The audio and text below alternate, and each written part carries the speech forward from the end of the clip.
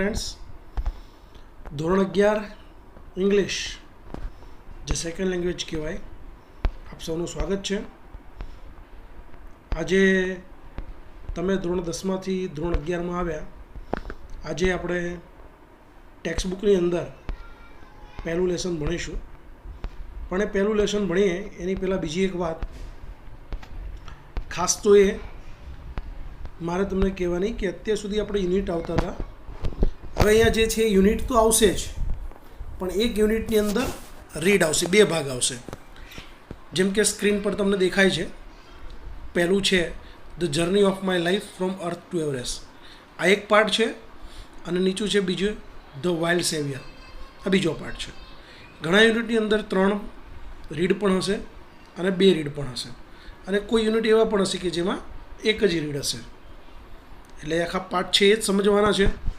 Text બુકની વાત કરીએ, હવે તમે મેચ્યોરિટીવાળું રાઇટિંગ તમારે ભણવાનું આવશે, એટલે ગંભીરતાથી ભણજો. જેવું 10મું ભણ્યા છો એના કરતાં વધારે સરળતાથી સમજીને, બરાબર, આ પાઠ્યપુસ્તક વિશે જે માહિતી આપેલી છે એ પણ ખાસ તમે વાંચો અને સમજો, જેથી તમને ખ્યાલ આવી શકે. બીજી એક વાત કે જો તમને વિડીયોની અંદર ક્લિયરિટી બાબતે કોઈ તકલીફ હોય તો ખાસ તો એ કહેવાનું કે આ વિડીયોને તમારે યુટ્યુબમાં પ્લે કરો, અને જ્યારે યુટ્યુબમાં પ્લે કરો તો સાઈડમાં ઉપર ખૂણામાં 3 ડોટ આપેલા હોય છે, અને એ 3 ડોટ ઉપર ક્લિયર કરશો, તેમાં જે ક્વોલિટી જે છે એ સૌથી હાઈ કરી દેશો એટલે તમને વિડીયો ક્લિયર થઈ જશે.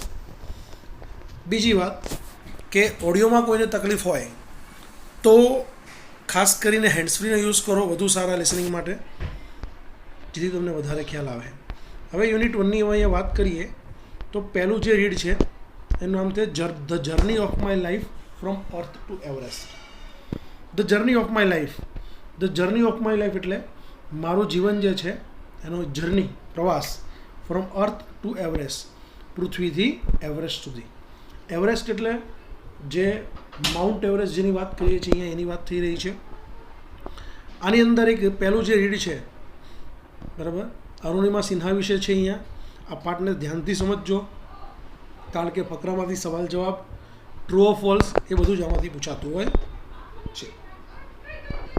હવે બીજી એક વાત કે આ જે યુનિટ છે, રીડ છે, એને આપણે 2 થી 3 ભાગમાં વહેંચીશું કે જેથી સરળતાથી સમજી શકાય. આ યુનિટની અંદર જેટલા પણ સ્પેલિંગ તમને હાર્ડ લાગે એ ખાસ તમારે લખી લેવા અને એના મિનિંગ પણ લખતા જવા, જેથી તમને વધુ સારી રીતે ખ્યાલ આવે અને સ્પેલિંગ પણ લખવાના રહેશે.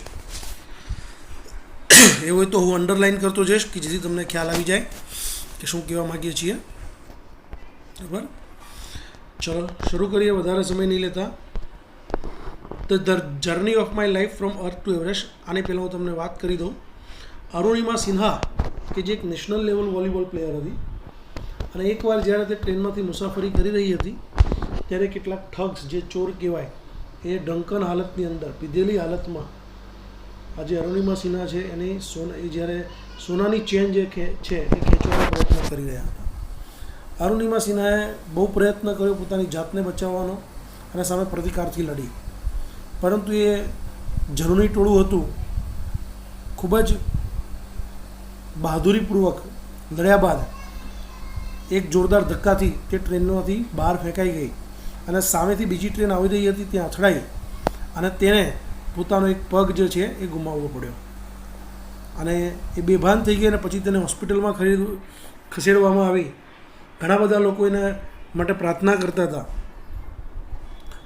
જ્યારે અરુણિમા સિન્હા ભાનમાં આવી ત્યારે એને ખ્યાલ આવ્યો કે એને એક પગ નહોતો, એટલે ખૂબ જ નિરાશ હતી.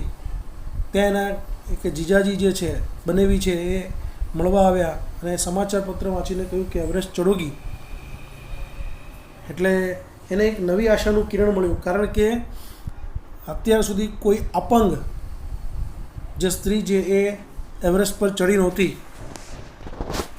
એટલે એણે કીધું કે હા હમ કરેંગે.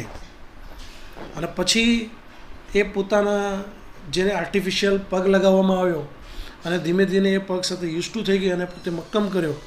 શરૂઆતમાં તો એને ખૂબ જ સંઘર્ષનો સામનો કરવો પડ્યો કે એ જે માઉન્ટ એવરેસ્ટ સર કરી શકશે કે એની સાથે જે લોકો હતા એમને પણ ડાઉટ હતો, વિશ્વાસ નહોતો કે આ છોકરી જે છે કરી શકશે કે નહીં, પરંતુ ખૂબ જ મક્કમતાથી એણે તાલીમ લીધી અને બચેન્દ્રી પાલ જે ભારતમાં સૌથી પહેલાં માઉન્ટ એવરેસ્ટ સર કરનારા સ્ત્રી છે, એમણે એને ખૂબ જ હિંમત આપી અને મેરી શેરની કહીને એવું સંબોધન કર્યું અને પછી ધીમે ધીમે એણે પોતાના આ જે ગોલ છે એ તરફ આગળ વધી અને માઉન્ટ એવરેસ્ટ સર કર્યો. તમે જ્યારે બેકગ્રાઉન્ડની અંદર જોયો ફોટો જે દેખાય છે થંબનેલની અંદર, એ અરુણિમા સિન્હા જે એવરેસ્ટ છે બરાબર. એટલે ઘણી બધી વસ્તુ છે જીવનની, ઘણી અંદર નિરાશા આવે પણ જો મન મક્કમ હોય તો તમે ગમે તે પ્રાપ્ત કરી શકો છો અને ગમે તેવી મુસીબતો છે એને પાર કરી શકો છો, એવું અહીંયા શીખવાડવામાં આવ્યું છે. વધારે સમય નહીં લેતા આગળ જઈએ, ધ્યાન આપો અહીંયા. Arunima Sinha was a national level volleyball player. Arunima Sinha જે છે એ રાષ્ટ્રીય કક્ષાની વોલીબોલ પ્લેયર હતી. ખરા ખોટામાં પૂછાય કે અરુણિમા સિન્હા છે એ નેશનલ લેવલ ફૂટબોલ પ્લેયર હતી તો ફોલ્સ આવે, એ એકચ્યુઅલી વોલીબોલ પ્લેયર હતી. When she was travelling on a train, ચાલુ ભૂતકાળનું વાક્ય છે, જ્યારે તે ટ્રેનમાં મુસાફરી કરી રહી હતી, સમ ઠગ્સ, કેટલાક ઠગ્સે, ટ્રાઈડ, પ્રયત્ન કર્યો, ટુ સ્નેચ, આંચકવાનો, કેટલાક જે કહેવાય ઠગ્સે આંચકવાનો પ્રયત્ન કર્યો, હર ગોલ્ડન ચેન, તેની સોનાની ચેન. આ જેટલું ટીક કરતો જોઈએ, સ્પેલિંગ લખતા જજો. ઠગ્સ એટલે જે અને સ્નેચ એટલે જે છે આંચકવું. શી ફોટ બેક, તેણે બહાદુરીપૂર્વક લડી, બટ વોઝ થ્રોન આઉટ, પરંતુ ફેંકી દેવામાં આવી, ઓફ ધ સ્પીડિંગ ટ્રેન, ઝડપથી ચાલતી ટ્રેનમાંથી. And lost her left leg, અને પોતાનો ડાબો પગ જે છે એ ગુમાવ્યો. ધીસ હેપન, આ બન્યું વેન શી વોઝ 24, જ્યારે તે 24 વર્ષની હતી. હાવેવર, ગ્રામરનો પોઈન્ટ છે, તેમ છતાં, ધીસ એક્સિડન્ટ, આ અકસ્માતથી, નેવર અફેક્ટેડ હર સ્પિરિટ, કોઈ જ પરની અસર થઈ નહીં. એફેક્ટેડ એટલે અસર થઈ, હર સ્પિરિટ, તેના જુસ્સાને, પણ તેમ છતાં તેના જુસ્સાને કોઈ પણ અસર થઈ નહીં. At All India Institute of Medical Services, કે All India Institute of Medical Services Delhi, જેને એમ્સ કહેવાય full form, an artificial leg was fitted. Artificial એટલે કે જે કહેવાય કૃત્રિમ પગ જે છે એ ફિટ કરવામાં આવ્યો. અ યર લેટર, એક વર્ષ પછી, શી વોઝ રિટ્રેન, તેને તાલીમ આપવામાં આવી, એઝ અ માઉન્ટેનિયર, પર્વતારોહક તરીકે એને તાલીમ લીધી. And became the first female, અને પ્રથમ મહિલા બની, વિથ એન આર્ટિફિશિયલ લેગ, કૃત્રિમ પગ સાથે ચડનારી, ટુ સ્કેલ માઉન્ટ એવરેસ્ટ સર કરનારી પ્રથમ મહિલા બની. This is her unforgettable story, અહીંયા તેની અવિસ્મરણીય, ભૂલાય નહીં તેવી સ્ટોરી છે, ઓફ હોપ, આશાની, કરેજ, હિંમતની, એન્ડ ઇન્સ્પિરેશન, પ્રેરણાની. એટલે કે અહીંયા તેની ભૂલાય નહીં તેવી આશા, હિંમત અને પ્રેરણા આપનારી સરસ મજાની એક સ્ટોરી છે. Let's read 4 scenes of her life. ચાલો તેના જીવનના 4 શબ્દ જે સીન્સ છે, દ્રશ્ય જે છે એને આપણે વાંચીએ. And નેરેટેડ in her on words, જેનું વર્ણન કરેલું છે તેને પોતાના શબ્દોમાં. બરાબર, આ જેટલી પણ અંડરલાઇન કરેલું છે એ તમારે સ્પેલિંગ છે એ લખી લેવાના છે. હું મિનિંગ પણ જોડે બોલતો ગયો છું. ખ્યાલ આવ્યો તમને? આગળ જઈએ. આ જે સીન 4 સીનમાં આપેલું છે આપણે ધીમે ધીમે ભણીશું, અને તમે પણ જે રીતે ક્લાસમાં ભણતા હોય એ રીતે ધ્યાનમાં આપશો.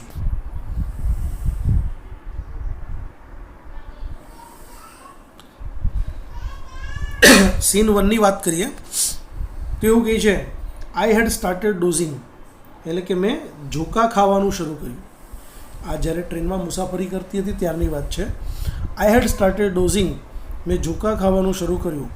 માય આઈઝ વર ક્લોઝડ, મારી આંખો બંધ હતી. બટ માય માઇન્ડ વોઝ અવોક, પરંતુ મારું મન જે છે એ જાગૃત હતું. આઈ રિમેમ્બર, મને યાદ છે. સમવન સેઇંગ ધેટ, કે કોઈ કહેતું હતું કે, મને યાદ છે. સમવન સેઇંગ ધેટ, કોઈ કહેતું હતું કે બરેલી વુડ કમ આફ્ટર સમ ટાઈમ, કે થોડા જ સમય પછી બરેલી આવશે. એવું મેં કોઈને કહેતા સાંભળ્યું. ભાઈ કંઈક બરેલી આવશે. આપણે ઘણીવાર ટ્રેનમાં બેઠા હોઈએ, આમ સૂતા હોય પણ આસપાસ ઘણી બધી વાત થતી તો આપણે સાંભળતા હોઈએ. એટલે કે મેં એવું કહેતો, મને યાદ છે કે કોઈ કહી રહ્યું હતું કે બરેલી થોડી સમયમાં આવશે. I was in deep thought, ખૂબ જ ઊંડા વિચારોમાં હતી. When I felt a hand tugging at my golden chain, જ્યારે મેં એક હાથ જે છે એ મારી સોનાની ટ્રેન ખેંચતા અનુભવ્યો, કે કોઈ મારી સોનાની ચેન ખેંચતી હતી એવો મને અનુભવ થયો. A girl's sixth sense is always her best companion, એક છોકરીની છઠ્ઠી ઇન્દ્રિય વિચારો, બરાબર, એ હંમેશા તેનો શ્રેષ્ઠ સાથીદાર હોય છે. કમ્પેનિયન એટલે સાથીદાર, જોડીદાર. કે છઠ્ઠી ઇન્દ્રિય જે છે એ ઘણીવાર મદદ કરતી હોય છે. છોકરીની છઠ્ઠી ઇન્દ્રિય જે છે એ શ્રેષ્ઠ સાથીદાર હોય છે. I instinctively open my eyes, નિશંકપણે મેં મારી આંખો ખોલી. And so 4 or 5 young men around me, અને મારી આસપાસ 4 થી 5 યુવાન માણસો જોયા. ધેર ડ્રંકન લુક્સ, તેમનો દારૂ પીધેલો ચહેરો, there drunken looks and behaviour, અને વર્તન, ગેવ મી એન ઇન્કલિંગ, જેણે મને અગાઉથી ખ્યાલ આપી દીધો હતો ઓફ ધ ઇન્ટેન્શન, તેમના ઈરાદાનો, કે તેમનો પીધેલા ચહેરાથી, બરાબર, કે મને અણસાર આવી ગયો તેમના ઈરાદાનો અને વર્તનનો અણસાર આવી ગયો. પહેલાંથી ખબર પડી ગઈ કે આ શું કરશે. I stood up in a flash, ઝડપથી ઊભી થઈ. ફ્લેશ એટલે ઝડપથી, ચમકારામાં ઊભી થઈ. ટુ ટેલ ધેમ, તેમને કહેવા કે I had no intention of parting with my chain, કે મને મારી ચેન આપવાનો તમને કોઈ જ ઈરાદો નથી. મીન્સ કહેવા માટે, મીન્સ ઝટકો મારીને ઊભી થઈ કે હું તમને મારી ચેન જે છે ખેંચવા દઈશ નહીં. સો દે કેમ ટુ ગેધર ઇટ મી, ના પાડી, ઝટકો માર્યો, પ્રતિકાર કર્યો, એટલે પેલા બધા જે એક સાથે જે છે એ તેની સામે આવ્યા. ઇવન ધો, જો કે ધ કમ્પાર્ટમેન્ટ વોઝ ફૂલ, જે ડબ્બો જે છે, ટ્રેનનો ડબ્બો છે આખો ભરેલો હતો. None of my fellow passengers, કોઈ જ મુસાફરો, ફેલો એટલેની જોડે રહેલા વ્યક્તિ જે છે પેસેન્જર્સ, ગોટ અપ, ઊભું થયું. ટુ ઇવન ઇન્ક્વાયર, પૂછપરછ કરવા પણ ઊભું ના થયું કોઈ. વોટ વોઝ હેપનિંગ, કે શું બની રહ્યું હતું. કે આસપાસ ઘણા બધા મુસાફરો હતા, બરાબર, પણ તેમ છતાં કોઈ ઊભું ના થયું મદદ કરવા માટે કે જોવા માટે. તો forget about their coming to my rescue, તો ભૂલી જ જવાનું માય રેસ્ક્યુ, બચાવ માટે, એટલે કે બચાવ માટે તો મારે ભૂલી જ જવાનું. તો પછી આઈ હેડ નો ઓપ્શન, મારી પાસે એવો કોઈ જ ઓપ્શન નહોતો but to take them home, તેમની સામે લડવા સિવાય. So I caught a young who was trying to size me up, તેથી મેં એક યુવાન કે જે મારી સાથે ચેન ખેંચવાનો પ્રયત્ન કરી રહ્યો હતો, બાય હિઝ કોલર, તેને કોલરથી પકડ્યો. એન્ડ પુશ હિમ બેક, અને મેં તેને પાછળ ધક્કો માર્યો. I kick a couple of others, મેં બીજા ઘણાને પણ ઘણી બધી લાતો મારી. એન એક્સેપ્શનલ બેટલ, કે એક અસાધારણ લડાઈ, એક્સેપ્શનલ એટલે અસાધારણ લડાઈ, બેટલ એટલે લડાઈ, યુદ્ધ, એક અસાધારણ લડાઈ શરૂ થઈ ગઈ. હેડ બિગન ઇનસાઇડ ધ ટ્રેન, ટ્રેનની અંદર, ઓન ધ મૂવ, ચાલુ ટ્રેનની અંદર, એટલે કે ચાલુ ટ્રેનની અંદર એક અસાધારણ લડાઈ શરૂ થઈ ગઈ. ધ વુલ્સ, એ વરુઓ, વુલ્સ એટલે વરુ થાય, પણ અહીંયા એ પેલા માણસો જે છે ઠગ્સ છે એમના માટે વાપરેલો શબ્દ છે. કે વરુઓએ મેડ અનધર એટેમ્પ્ટ, બીજો એક પ્રયત્ન કર્યો. ટુ સ્નેચ, આંચકવાનો, માય ચેન, મારી ચેન આંચકવાનો બીજા પ્રયત્ન કર્યો.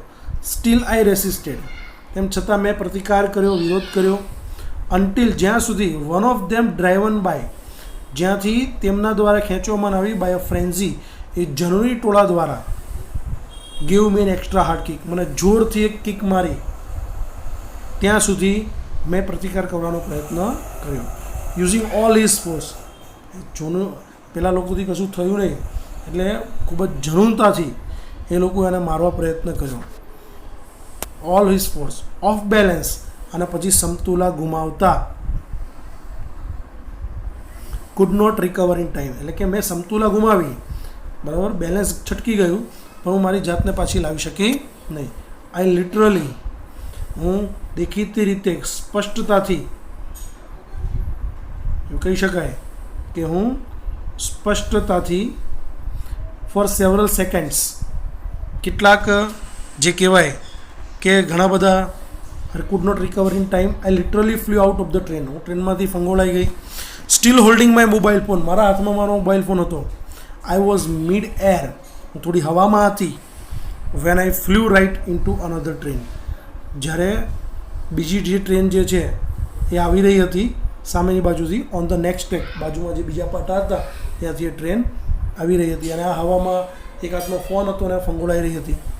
My body hit moving steel, મારું શરીર જે છે એ હજી હલી રહ્યું હતું, ફંગોળાઈ રહ્યું હતું. આ ટ્રેનમાંથી જમ્પ મારીને સામે ટ્રેને ફંગોળાય, પછી આ ટ્રેન, એટલે કે ફંગોળાઈ રહ્યું હતું. રીબાઉન્ડેડ ટુ માય ટ્રેન, અને મારી જે ટ્રેન જે છે એની સાથે પાછી હું ફંગોળાઈ રહી હતી. To my train. This ping pong, આ જે ફંગોળાવાનું જે છે પિંગ પોંગ જે છે, must have continued for several seconds, કેટલીક ક્ષણો સુધી ચાલી રહ્યું હશે. બિફોર ગ્રેવિશનલ ફોર્સ, જ્યાં સુધી ગુરુત્વાકર્ષણ બળથી, પુલ મી ડાઉન, જ્યાં સુધી ગુરુત્વાકર્ષણ બળથી હું નીચે ના ફંગોળાઈએ.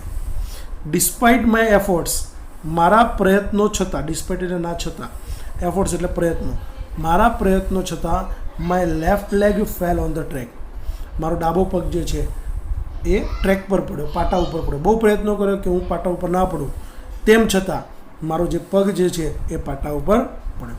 ગચ એટલે કે આ પગ જે કપાઈ ગયો એનો અવાજ છે. That was the sound of my leg getting chopped, કે એ જે મારો જે પગ જે કપાઈ ગયો એનો અવાજ હતો. There was no one to hear my intense scream, મારી આ પ્રબળ ચીસ, ઇન્ટેન્સ સ્ક્રીમ એટલે પ્રબળ ચીસ, જોરદાર, કે પીડા બહુ થતી હોય, મારી આ પ્રબળ ચીસ સાંભળવા માટે કોઈ નહોતું. આઈ લે મોશનલેસ ફોર અ વાઇલ, હું થોડો સમય મોશનલેસ છે, મીન્સ હલ્યા વગર પડી રહી. Watching the red tail light of the train, એટલે કે ટ્રેનની લાલ બત્તી જોતી. અન્ટિલ ડીમ, જ્યાં સુધી તે ઝાંખી ના થઈ ગઈ. And faded in to the darkness, જ્યાં સુધી અંધારું નથી ગયું, એટલે કે ટ્રેન ઉપર પડી રહી અને જે દૂરની જે લાઇટ છે, લાલ લાઇટ જે છે એ ઝાંખી ના થતી ગઈ ત્યાં સુધી હું તેને જોતી રહી. દેન આઈ ફેન્ટેડ, અને પછી હું બેભાન થઈ ગઈ. ખ્યાલ આવી ગયો દોસ્તો? આગળ જઈએ સીન 2.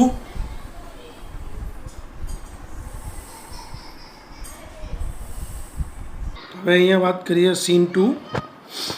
સીન 2 ની અંદર કહે છે કે બેભાન થઈ ગઈ, પછી શું થયું ખબર નથી, પણ કે જે એ જ્યારથી એનો હોશમાં આવી ત્યારે કહે છે I was admitted to AIIMS.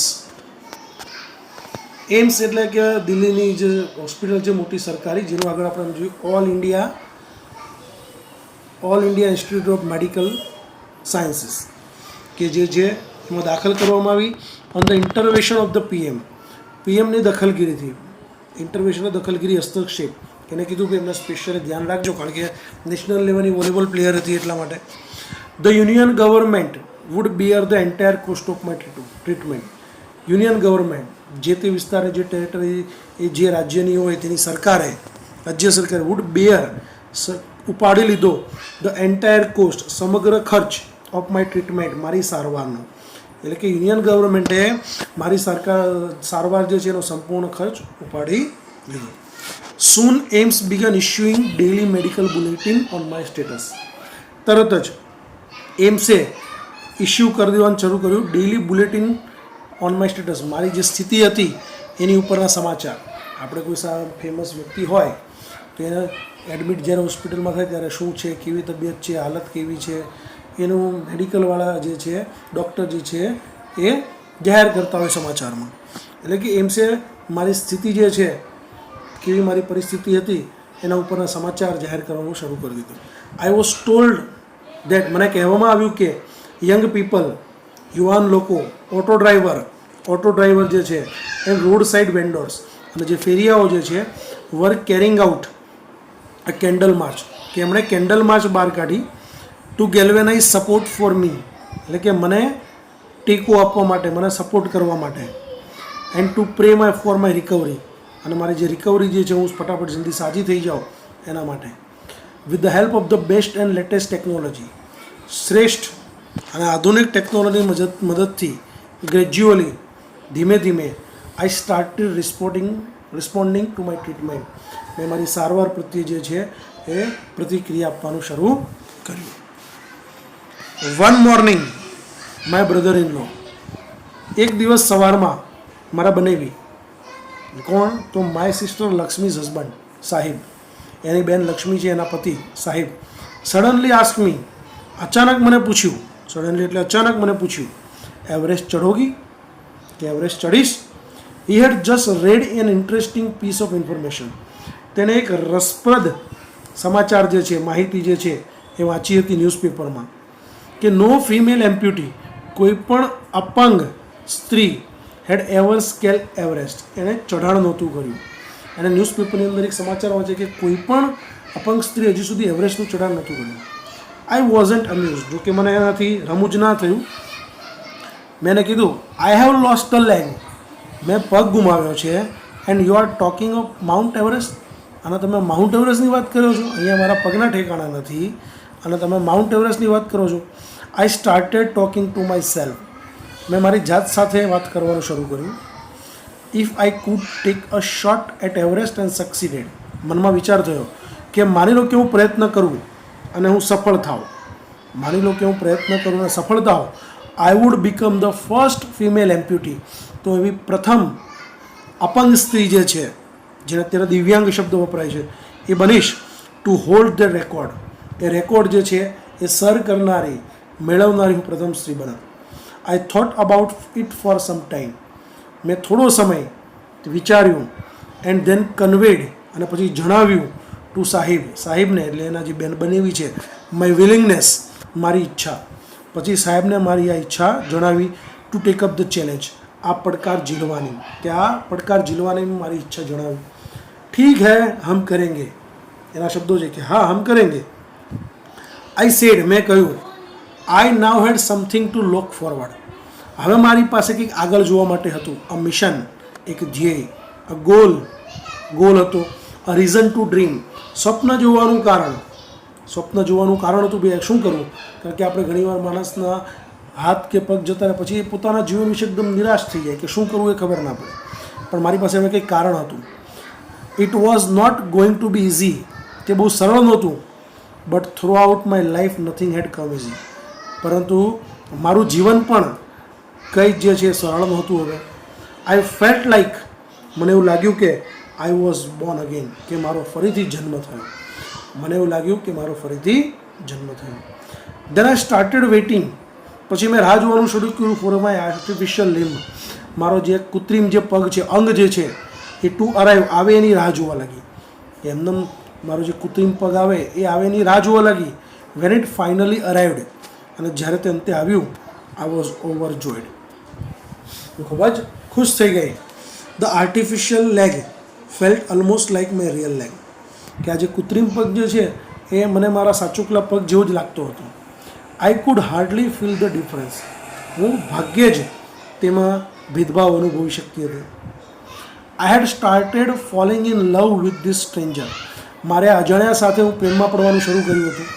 અજાણ્યું કહેવાય ને, એ પગ જે છે એની સાથે શરૂ કર્યું. હુમ આઈ વોઝ વેડેડ ફોર લાઈફ, કે જેને હું જીવનથી જોડાયેલી હતી, મારા જીવન દરમિયાન એની સાથે જોડાયેલી હતી. I had set my eyes on a mountain, મેં મારી આંખો જે છે એ પર્વત પર ગોઠવી. મેં મારી આંખો પર્વત પર ગોઠવી, મનની આંખોથી. And I needed to prepare my self, અને મારે મારી જાતને તૈયાર કરવાની હતી. My self with the help of the stranger, આ અજાણ્યાની મદદથી. અહીંયા સીન 2 પૂરો થાય છે, તમને ખ્યાલ આવ્યો હશે. હવે જે સીન 3 અને સીન 4 છે એ આપણે આગળના વિડીયોમાં જોઈશું કે કઈ રીતે. નક્કી તો કરી દીધું ભાઈ માઉન્ટ એવરેસ્ટ સર કરીશું, પણ કઈ રીતે એ સર કરી શકે છે કે નહીં, આ બધું જ આપણે જોઈશું આગળના વિડીયોમાં. Stay home, stay safe.